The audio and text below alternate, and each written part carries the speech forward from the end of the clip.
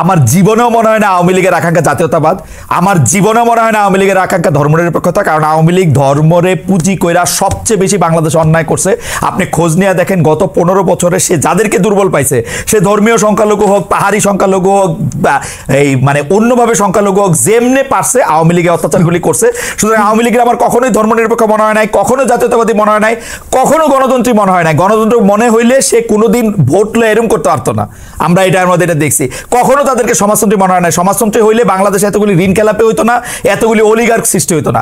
আওয়ামী লীগ এই সংবিধানের 4 মূলনীতির একটাও মানে নাই। এটা হলো আমার ছোট্ট 2 পয়সার মধ্যে। কনস্টিটিউশন তার মানে এটা তো কনস্টিটিউশন তাহলে কমপ্লিটলি ফেল করছে। না না, আওয়ামী লীগ যা যা কিছু করছে, শুনেন হাসনাত, আমার মতটা হলো আওয়ামী লীগ যদি আপনারা কনস্টিটিউশন ভঙ্গ করছেন এই কারণে আপনাদের শাস্তি দিবে, এই একটা স্বপ্নের জায়গায় থাকে, আমি বলবো বাংলাদেশে কোনোদিন ন্যায় বিচার প্রতিষ্ঠিত হইলে বাংলাদেশের সংবিধানের মূলনীতি ধ্বংস করার জন্য আওয়ামী লীগের বিচার সবচেয়ে আগে করা উচিত। এই এক্সিস্টিং মূলনীতি ধ্বংস করার জন্য গণতন্ত্র, সমাজতন্ত্র, ধর্মনিরপেক্ষতা, জাতীয়তাবাদ একটাও সে মানে নাই। আমি এটা গ্যারান্টি দিয়ে কইতে পারি, একটাও মানে নাই। এটা অসংখ্য উদাহরণ দেওয়া যাবে। আমি ঘটনা লম্বা করছি, কিন্তু আপনারা যে সংবিধানটা করা হয়েছে, সংবিধানের মূলনীতির ভিত্তিতে করা হয়েছে, এটা কোনোদিনও বাস্তবায়ন করা হয় নাই। এটা আওয়ামী লীগ নিজেই খর্ব করছে। না, আওয়ামী লীগ খর্ব করছে না, আওয়ামী লীগ খর্ব করছে না। আমি শেখ হাসিনার আমলটায় আমি সাংবাদিকতা করি, আমি 15 বছরে কইতেছি আওয়ামী লীগ এটা হত্যা করছে। সুতরাং সংবিধানের দোষ আমি দেই না, সংবিধানের দোষ আমি দেই না। আমার কাছে মনে হয় সংবিধানে যাই থাক এটা এরকমই হয়েছিল। আপনারা কি করবেন সেটা নিয়ে আমি আসি, আপনাদের বক্তব্যে আসি। আওয়ামী লীগের কথা কয়ে লাভ নেই আমার এখন। আমি কি জানি বলে, আপনারা জানেন যে আপনি আসবেন, সেই জন্য আমরা একটা পোল করি। সেই পোলের মধ্যে আমরা দিছিলাম জুলাই ঘোষণাপত্রের মাধ্যমে আওয়ামী লীগকে অপ্রাসঙ্গিক করা হবে বলেছেন বৈষম্য বিরোধী ছাত্র আন্দোলনের আহ্বায়ক হাসনাত আব্দুল্লাহ। এ বাস্তবায়ন করা সম্ভব হবে কিনা সেটা বলেছেন শতকরা 50% সম্ভব হবে, শতকরা 50% বলেছেন সম্ভব হবে না। খুবই বিচিত্র। আমার এই জীবনে আমি প্রথম কোনো একটা মানে জরিপ এরকম টাই হইতে দেখলাম। আচ্ছা, হাওয়েভার আমি একটু হাসনাত আব্দুল্লাহ আপনার কাছে আসি। আপনি তো অনেকগুলি জায়গায় যান, কখনো কখনো নিজেকে অ্যাসাইনমেন্ট দেন, কখনো কখনো অন্যরা আপনাকে যাইতে বলে। আমি আপনি দেখি যে আপনি অনেক প্রবলেম শোনেন, কিছু কিছু প্রবলেম আপনি সলভও করতে চেষ্টা করেন। কেমনে করেন আমি জানি না, এইটা নিশ্চয়ই কোনো না কোনো একটা জায়গা আপনার আছে যেখান থেকে আপনি প্রবলেম সলভও করেন। আপনি আমাকে একটা সরলভাবে বলতে পারেন যে আপনার আসলে জনগণের সাথে সম্পৃক্ততাটা আপনি কিরকম দেখেন বৈষম্য বিরোধী ছাত্র আন্দোলনের? তারা কি আপনাদের সাথে খুব সম্পৃক্ত? জনগণ আমাদের সাথে এখন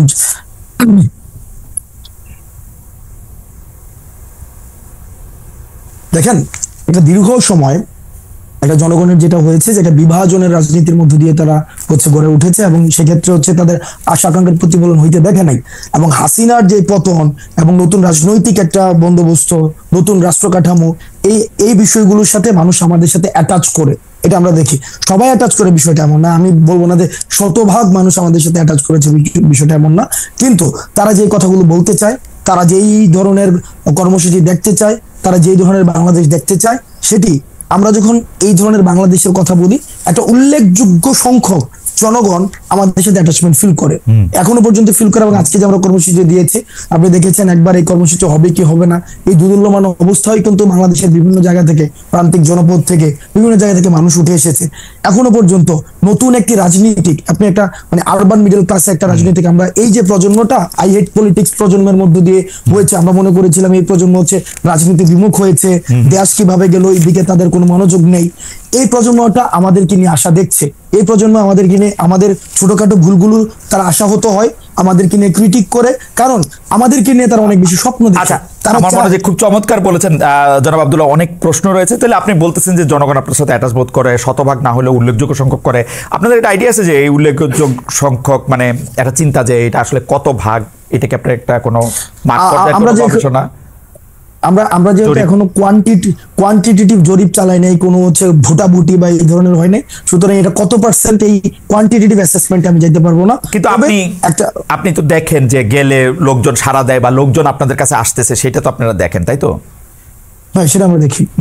মানুষের আকাঙ্ক্ষা। আমার এই প্রশ্নটার মধ্যে আসলে কতগুলি ভাগ রয়েছে যদি এইটা দেখেন আপনারা, এবং এইটা তো কেউ কোনোদিন অস্বীকার করবে না। আমরা জার্মানিতে ছিলাম, পুরো জুলাই মাসটা আমরা দেখেছি যে আপনাদের ডাকে আপনারা প্রথমে কোটা আন্দোলন করতেছিলেন, তারপরে যখন এটা এক দফা আন্দোলনের মধ্যে গেল, নতুন রাজনৈতিক বন্দোবস্তের কথা আপনারা বললেন, সেইটা 3 তারিখে আপনারা বললো, তার আগেও এক দফার আপনাদের পেছনেই, মানে আমি যেটা বলি যে আপনারা এটার উপকার পুরো বাংলাদেশ এসে আপনাদের পিছনে দাঁড়িয়েছিল এবং সবাই আসলে বলা বলি করতেছিল। প্রফেসর ইউনূস পর্যন্ত বলেছেন এই ছাত্ররাই আমাকে নিয়ে এসছে এবং তারাই আমাদেরকে আসলে ক্ষমতায় বসিয়েছে, এই ছাত্র মানে একদম স্পেসিফিকলি বসেছেন।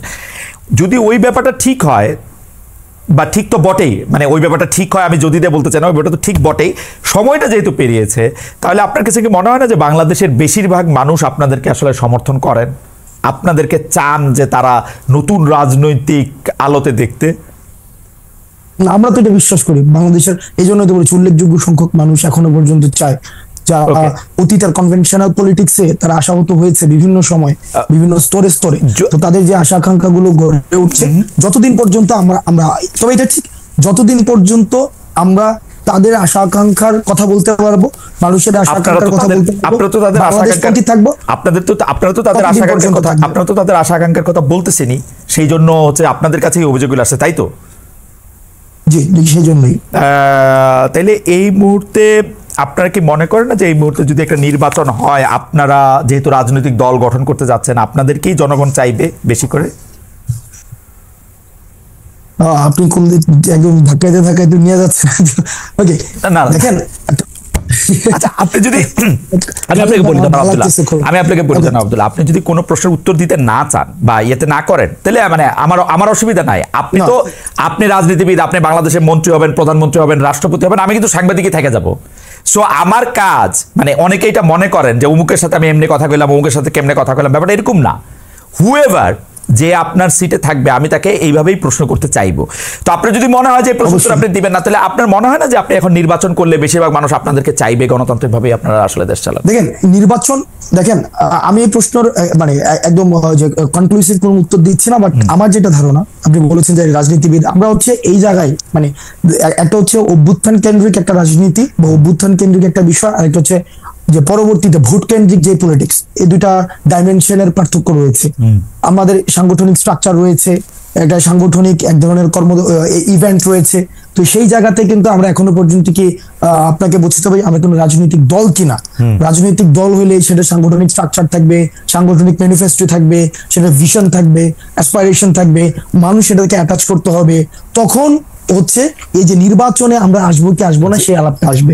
এর আগ পর্যন্ত ওই আলাপ যে আসবো কি আসবো না, সেই আলাপটাকে আমি মনে করছি না সেটা প্রাসঙ্গিক। জনাব আব্দুল্লাহ, তাহলে কি ব্যাপারটা এরকম, যেহেতু আপনাদের এখনো একটা সেই অর্থে একটা স্ট্রাকচার সারা বাংলাদেশে নাই, এবং আপনারা বলতেছেন যে অভ্যুত্থান একরকম জিনিস, ভোট আর একরকম জিনিস, তো আপনারা কি আসলে এই সরকারের স্পেনটা দীর্ঘায়িত করতে চান নিজেদের দল বোঝানোর জন্য?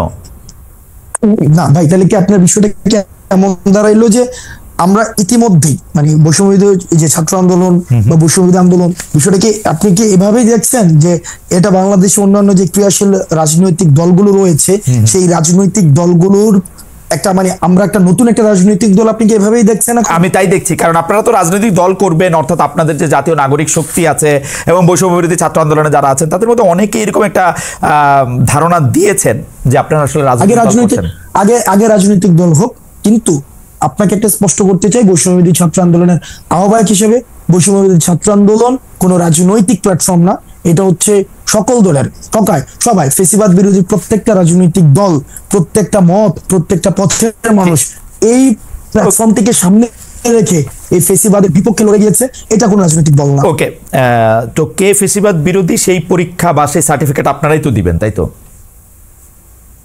ও ফেসিবাদ বিরোধী 5ই অগাস্টের পূর্ববর্তী সময়ের যে পুরো আন্দোলনে, সেটা তো আমি সার্টিফিকেট দেবো, সেটা তো খালেদ মহিউদ্দিন ভাই পুরো সময়টা হচ্ছে রেকর্ড করেছে, হিস্ট্রিক্যাল ডকুমেন্টেশন আছে। আপনারা তো কারা ফেসিবাদ বিরোধী বা ফেসিবাদের পক্ষে, ঠিক আছে, না এটা ঠিকই আছে, তার মানে এটা বোঝা যাবে যে কে ফেসিবাদ বিরোধী কে ফেসিবাদ বিরোধী না, এটা জুলাই আগস্টের কর্মকাণ্ড এটা বোঝা যাবে।